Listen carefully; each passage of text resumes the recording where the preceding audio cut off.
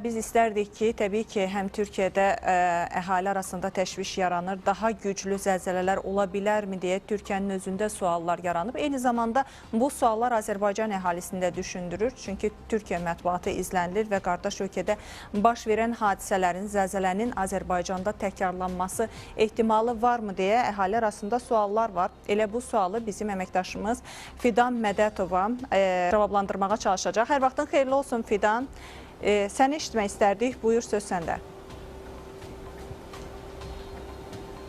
Salam Gülşən, hər vaxtınız xeyir olsun. Beləsində müəyyən qədər məlumatı verdiniz. Qardaş ölkə olan Türkiyənin İstanbul şəhərində bir neçə arda-arda bir neçə dəfə zəlzələ hadisəsi qeydə alınıb və onlardan ən güclüsü də elə 6,2 magnitudalı zəlzələ idi və hələ də zəlzələnin avtoşokları davam eləməkdədir və bu məqamda təbii ki, Azərbaycan əhalisini də maraqlandıran suallardan biridir ki, zəlzələnin yerləşdiyi mövqe nəzərə alınarsa biz narahat olmalıyıqmı? Bunun Azərbaycana hər hansı bir təsiri ola bilərmi? Bununla bağlı bizim suallarımızı Azərbaycan Milli Elmlər Akademiyası nəzdində Respublika Seysmoloji Xidmət Mərkəzinin baş direktoru Qurban Yetirmişlə cavablandıracaq. Qurban bəy, bunun Azərbaycana təsiri ola bilərmi baş verən proses? Yox, mən bunu dediyim bir mənalı olaraq heç bir təsiri ola bilməz.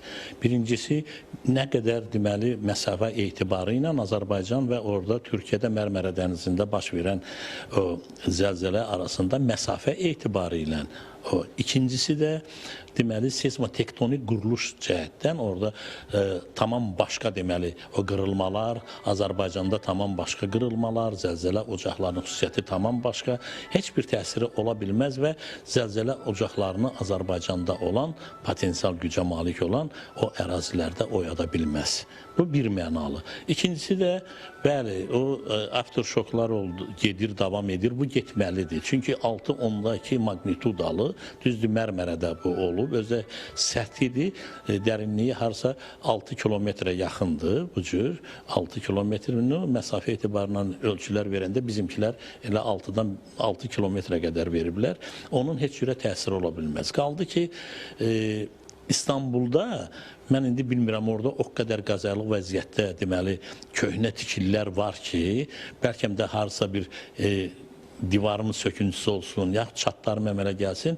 Biz bayaqları baxdıq ki, məsafə etibarı ilə zəlzələ ocağından İstanbul arasında nə qədər 1881 mil. Onu da çevirəndə kilometrə 3000 kilometrə yaxındır. Yəni orada təsiri az ola bilər. Təbii ki, hiss olunmağına olunmalıdır, olunub da.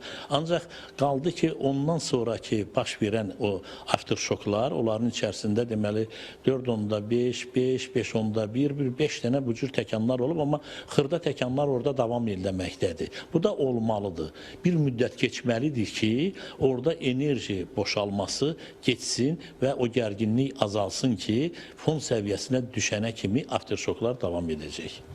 Təşəkkür edirik Qurban bəy, çatdırdığınız detallı məlumatlara görə və bəli, bir daha vurğulamaq istəyirik ki, məhz Türkiyədə baş verən zəlzələ məsələsi ilə bağlı, həmin hadisə ilə bağlı Azərbaycana təsirlərinin olub-ola bilməyəcəyini müzakirə eləməyə çalışdıq. Həmin məsələ ilə bağlı olan detalları sizlə bölüşməyə çalışdıq və hələ ki, bizim bu məsələ ilə bağlı çatdıracaqlarımız bu qədər idi. Təşəkkürlər Fidan. Xatırladım ki, bizimlə bağlantıda əməkdaşımız Fidan Mədətova idi.